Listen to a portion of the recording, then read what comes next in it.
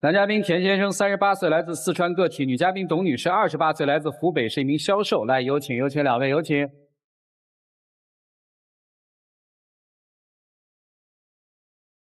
欢迎两位哈。小片里说有身孕是吗？几个月了？才刚刚怀上1个多月。你坐一下好不好？可以，谢谢。先弄个凳子坐好不好？来，工作人员拿一个凳子来吧，让他坐着吧。谢谢。好，结婚几年？结婚3年了。谈恋爱呢？我们谈了2年。咋一脸不高兴啊？因为他老是在家里面怀疑我们。自从结婚以后嘛，也没有让他在外面去上班。哦。然后我自己在外面做生意，每天忙得焦头烂额的，回到家里面还要面对他这种无休止的这种怀疑啊、质问啊。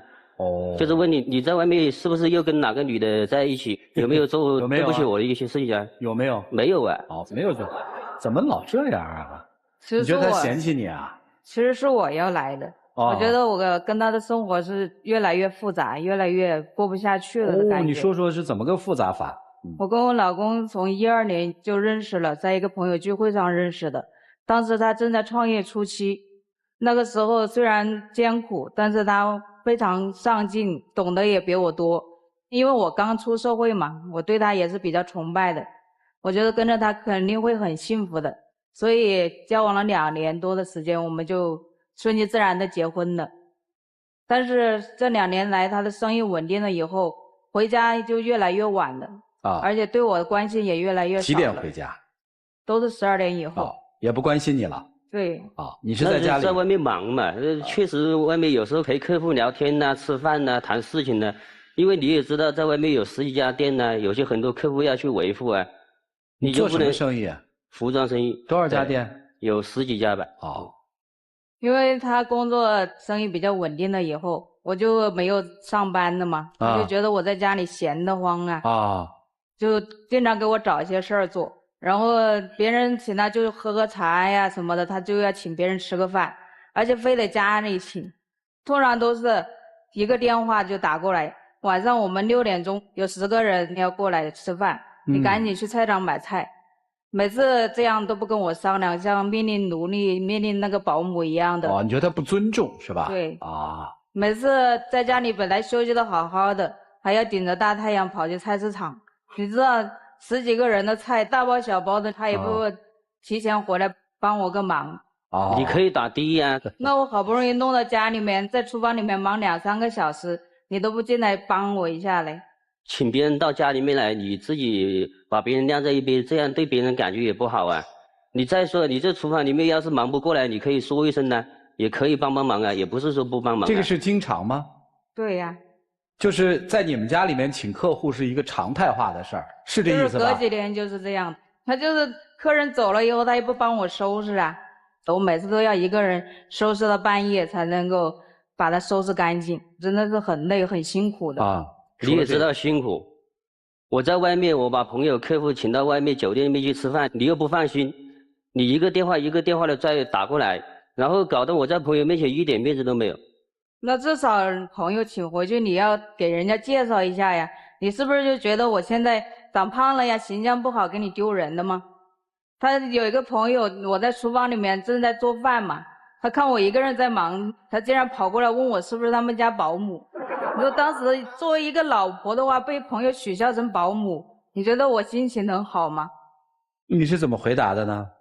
我只有跟他说你开玩笑吧，我长得像保姆吗？就是开个玩笑而已，而且我请别人在家里面来吃饭，之前也跟别人打了招呼的。我跟他们讲，我说家里面就我老婆一个人在家，然后老婆做菜都蛮好吃的，到家里面去吃家常菜，感觉也蛮好的。我特好奇，就是他们客户在一起吃饭的时候，你上桌吗？我经常在厨房里面忙啊，而且人又多，一桌子都坐不下嘛，我哪有机会去出去嘞？我一般那他有都是叫过你说，老婆过来跟大家喝杯酒吗？他从来都不会的。为什么不呢？我觉得他在家里面嘛，也不化妆啊，然后自己平时在家里面，要么就玩手机，要么就看一些泡沫剧，要么就在家里面睡懒觉，就不思进取的那种。肚子饿了呢，自己也不在家里面做饭，总是在外面买一些什么垃圾食品，什么方便面呀、什么饼干之类的，然后长得这么胖。他总是挑剔我这挑剔我那的嘛。你确实是嫌弃他胖是吧？我就是说，因为她现在也怀了宝宝嘛，胖了对孩子这个身体也不好嘛，对自己身体健康也不好嘛。我就是提醒她一下，可以在外面去锻炼一下呀，或者说公园里面去走一走啊，心情也好一点嘛。然后这个也注意一下形象问题嘛。除了这个之外，他还有什么地方嫌弃你吗？我觉得他经常在他朋友面前就是很轻视我。你说人家说我是保姆是开玩笑的，但是他有的朋友真的是把我当保姆指使呀。就是我们有一个朋友，就是住在楼上面，经常跟他一起去打货呀，或者一起出差，就关系比较好。只要我在做饭，只要他在家里，他就给那个女孩子打电话，让人家下来吃饭。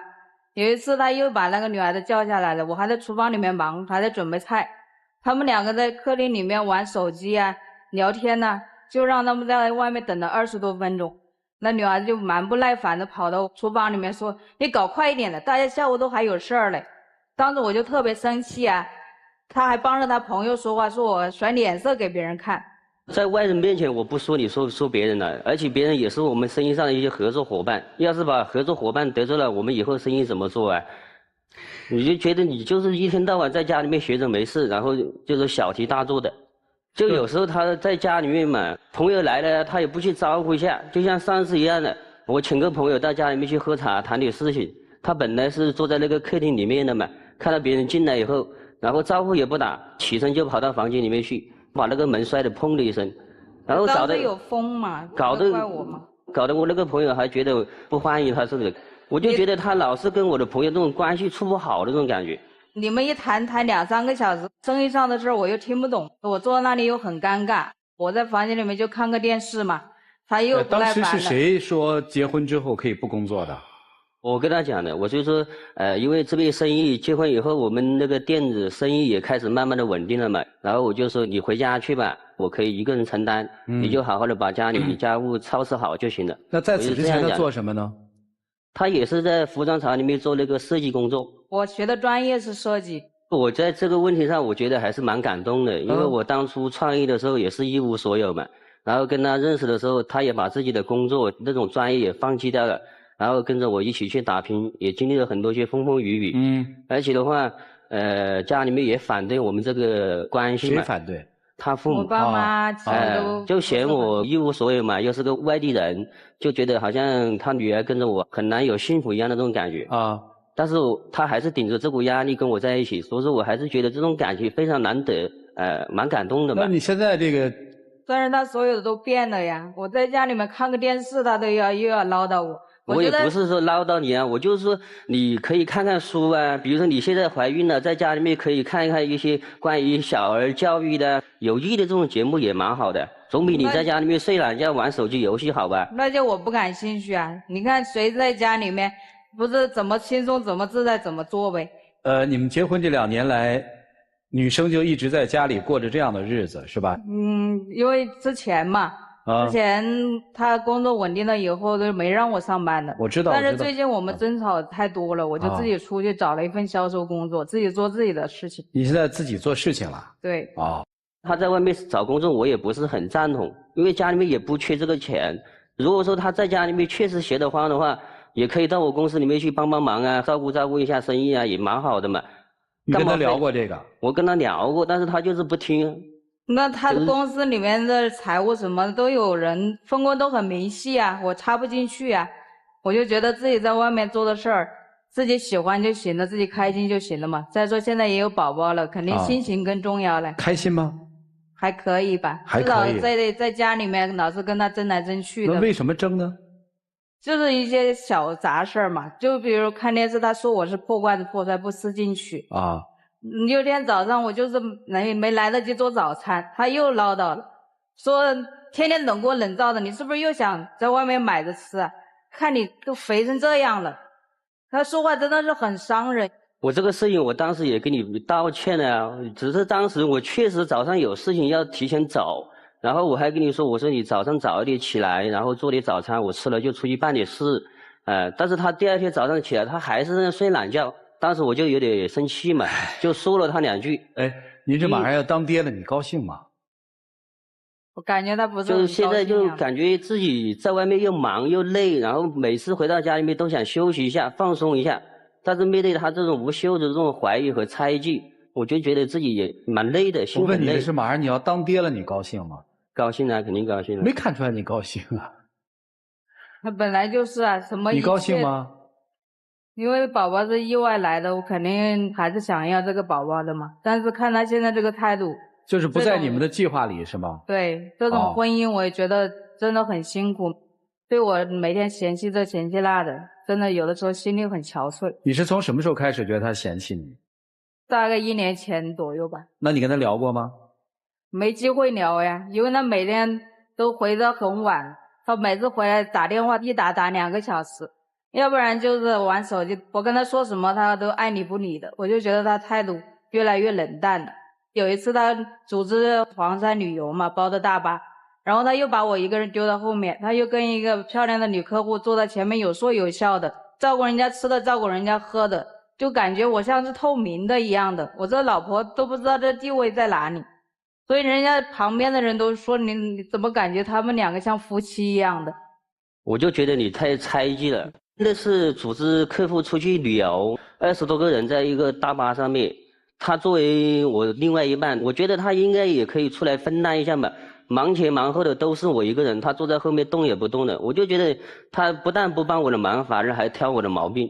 到服务区了他也是呀，我就上了个厕所，他把我包里面带的东西全部分给他的客户吃了，然后我只能买碗泡面填填肚子。我跟你说了，你不要吃泡面，不要吃那些垃圾食品。你肚子饿了，你要吃什么？你跟我说，我又不是不给你买。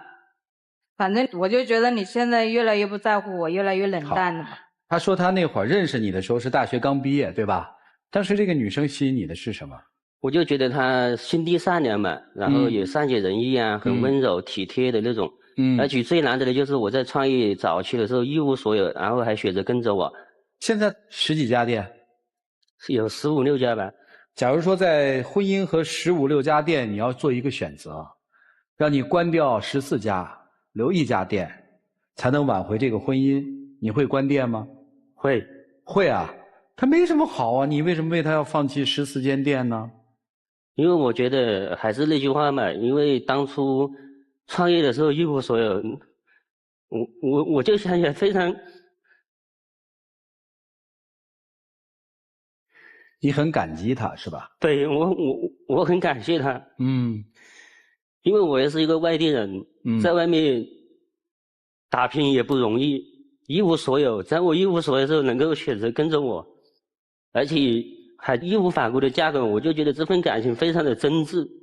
其实我觉得我们结婚了，生意也开始步入正轨了，但是他在家里面有时候闲的就不再像原来那样体贴了，就觉得有时候无可理喻，就觉得很累。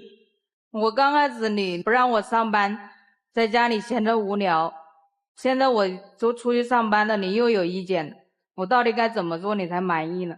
我也不是说对你有些什么不满意指责你，我只是说你要出去走一走，多接触一些外面人，不然你在家里面待时间长了也待出毛病了，这样对孩子教育也不好。你身上的缺点你都自己看不见吗？总是我身上有毛病，他有什么缺点？自己就没有毛病吗？他的缺点是什么？有的时候心情不好就挑我这挑我那。我现在长胖了，他就觉得我身材不好，又丢他的人。我自己肯定也觉得我很胖。那你觉得你这样胖的丢人吗？我觉得可能有的时候他说多了，我就也有点自卑在这方面。好，所以今天好像这段婚姻需要一个翻译哈，咱们要把夫妻2个人的话都翻译翻译，看看彼此都要的是一些什么。一起进入丘比特问卷。很多人都觉得在一段婚姻当中，出轨啊、家暴啊等等这些问题是最严重的。其实往往不是，在婚姻当中最严重的问题是一个男人在家庭当中的责任缺失感，还有是在婚姻当中夫妻2个人没有共同语言，这2点往往是致命的杀伤力。我前段时间看了一段话，我分享给男生听啊，你觉得这段话对不对？说男人理所当然，觉得我忍受得了跟你日复一日的无聊，我也抵得了花花草草的诱惑，你还要我怎样？你现在是不是抱着这样的心态？我工作那么辛苦，我抵挡得了花花草草的诱惑，有一点吧。我也忍受得了日复一日跟你的无聊的日子，你还要让我怎么样？所以多多少少也会有一点的。所以你就是用了一种在爱情和婚姻当中一种强盗式的逻辑理论放在了这个家庭当中。结婚不只是说我工作，我在外面主外，你在家里面顾好家里的一切都行了，是需要相互彼此的关心和照顾。更何况您对于妻子连最起码的尊重都没有，你看似对所有的人都有情有义，可是唯独对自己的妻子，对自己的枕边人是冷面相对。所以这个是需要您来反思的。还有我觉得可能很重要的一点就是，你不能靠着感激过一辈子。如果你觉得这个日子是在硬撑，你的心根本不在这个家和这个女人的身上的话，我觉得你要诚实的面对，这个才是男人的担当，而不是说我念着你过去对我的好，现在我对你百般挑剔，那你让他怎么面对接下来的生活？而且他现在又有了宝宝，对不对？接下来说女生，他从前说你温柔、体贴、宁静，那现在为什么又觉得你乏味、无趣、没情调？你想过这个问题吗？可能你结了婚之后，不是说进入了一个保险箱，已经有男人娶我了，我就可以不修边幅，我就可以任意的自我放肆，那当然他会嫌弃你。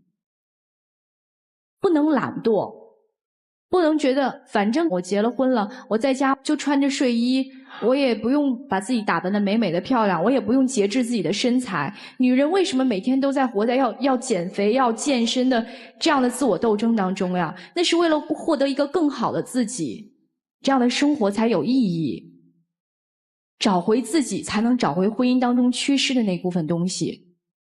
所以我觉得这里面有他很大的责任，但是其实归根结底往深了究，是为什么？是因为你对自己越来越放任自流了，你觉得无所谓了，而且你也抱着你觉得，你看我当时那么困难跟你结婚了，我越过了重重的阻碍，我嫁给你，你就应该一辈子对我好。没有谁是理所应该一辈子对你好的。现在既然有了宝宝了，我觉得他说的有几点是对的，你对自己要有要求，要想怎么当一个好的妈妈。这样的话，我想你的状态，生活的状态积极起来之后，你们的婚姻状态也才会积极，给自己蓄电充电吧，好吧？好，谢谢。刚才先生落泪了，我解读你的眼泪并不只是怀念，其实你更多的是觉得为什么一切都变了。你所向往的美好生活，这么多年你所打拼的目的其实是为了家，是为了一个你所说的放松的生活，但为什么没有，反而越来越累了？按道理来说，共患难的夫妻又没有出现其他情感的问题，这个时候是应该收获美好的时候了，你们却不是。甚至有了爱的结晶，有了宝宝，你们依然愁眉苦脸。你们两个反复说着一句话，我回到这个家要的是什么？轻松。你说我累了一天回家要轻松，你是说我在家我就想过放松的日子啊，我吃什么东西那不就是怎么舒服怎么来吗？你们都想要轻松，但是想要轻松快乐，我们不付出怎么可能得到？你们恰恰犯了同样一个毛病，一个错误，你们太坐享其成了。你回到家为什么不轻松？因为你现在没有付出。你如果对他好言好语，温柔对他，关心他，体贴他，他不会是这个样子。我给你举一个小的例子，我嫂子在生完老大之后，身材一直没有恢复。她最胖的时候170斤，你能想象一个女人170斤吗？我很久没有见他们，然后有一天我和他们两口子出来，我嫂子走在前面，我和我哥走在后面，我哥搭着我的肩膀说：“你看，我老婆多可爱，跟个企鹅一样。”他心里全是感恩我的女人为了生这个孩子，因为当时孩子怀孕的时候就不吸收，小孩长得不好，所以妈妈就拼命吃，她吃得很胖。我哥是满心欢喜的感恩，说：“你看我的女人多可爱。”你呢？你心里只有嫌弃说，这个女人怎么现在这么胖啊？那她为什么变胖呢？她现在在家了呀，她来守着你们这份家，你没有觉得她可爱，你只觉得她胖得难看。所以你没有付出，你明白吗？你付出的只是你在赚钱，但是在感情上，在对她的这份惦念上，你是零。所以她给你的就是让你觉得不轻松的东西。而女士，你也说我在家里就想放松啊，你现在赚钱了，我干嘛还要那么辛苦？我就想做我自己喜欢的事儿啊，没有坐享其成的事儿。我还是说到我嫂子，虽然她老公不嫌弃她，还说她可爱，但她很快的就减肥减回去。她也不是说一定为了这个男人，她让自己的精神面貌更好、更自信、更阳光。她现在只有110斤吗？而你呢？其实你什么都没有做呀。你反复的说你觉得他嫌弃你，你连自己都说出这份话，你也觉得自己不可爱，干嘛不付诸行动？就算是怀孕了，我们也可以让自己更健康、更阳光啊。所以你的这份被他的嫌弃，真的和你自己的懒惰、不努力、不付出有关。我们都想收获轻松，那我们必须要付出有规划、有行动的努力。你们差的都是这一点努力。所以加油吧，2个人都去替对方想一想，替这个家庭，替将来要出生的宝宝多想一想。谢谢。每当有家庭主妇在一个舞台上控诉一个男人对自己的嫌弃的时候，你首先得自省，你是不是一个称职的家庭主妇？家庭主妇可以做，但并不代表你可以脱离社会，封闭自己。也并不代表你可以不学习，整天坐享其成；也不代表你可以每天蓬头垢面而不捯饬自己。真正的称职的家庭主妇是百般武艺在身的，懂烹饪，懂理财，同时还懂得家庭的操持和家务。你扪心自问，你是个称职的家庭主妇？你不是。那么你既然不是，你又有什么资格去控诉别人，说别人嫌弃自己胖，说别人没有责任？分明是你自己变得不可爱了，你拿什么要求别人来强求的爱你？你一直在吃老本，吃当初他对于你的那点感恩。如果那点感恩到最后也化尽了，那你们基本上也就可以离婚了。10个男人说我老婆不用干活，可以在家里待着，有9个不是真为了女人好，而是为了彰显自己的虚荣。自己养得起老婆，老婆可以做家庭主妇，对于你来说是件特别有面子的事情。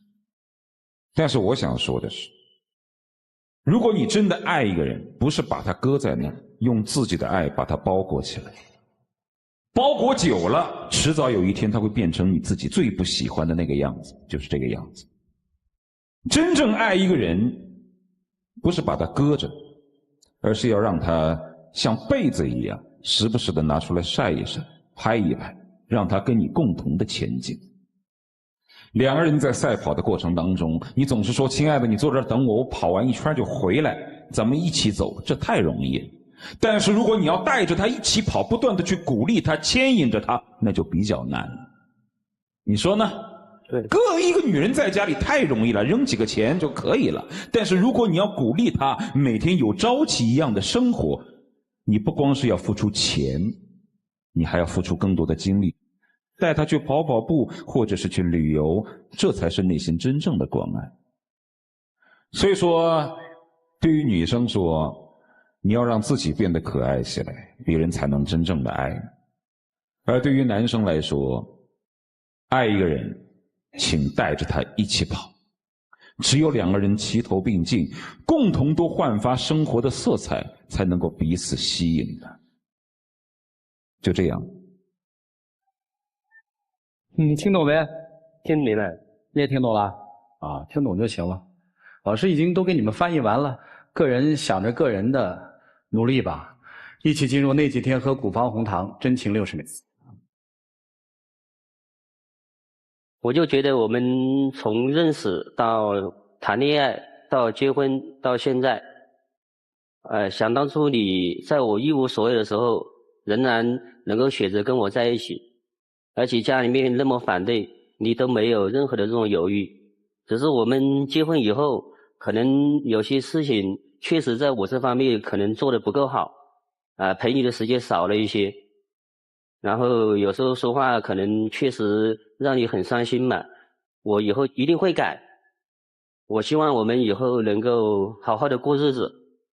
如果你真能改，多给我一点鼓励，少一点批评，我也会努力的做好更好的自己。为了我们的宝宝，我再考虑考虑。谢谢你们，请回。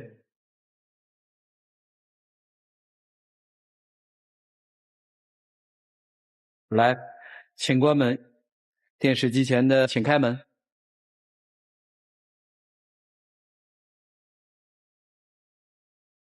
说爱我，在我的耳边对我说。来，有请我们小花童，有请。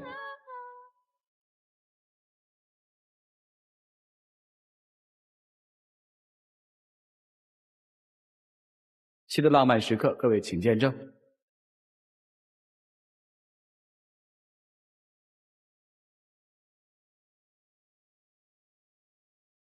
在爱里等着你，被你疼惜有种难以在梦开心点吧，来，谢谢两位，不要再迟疑，请回。把我谢谢放进烂醉心，一辈子不分离，不想确定日期。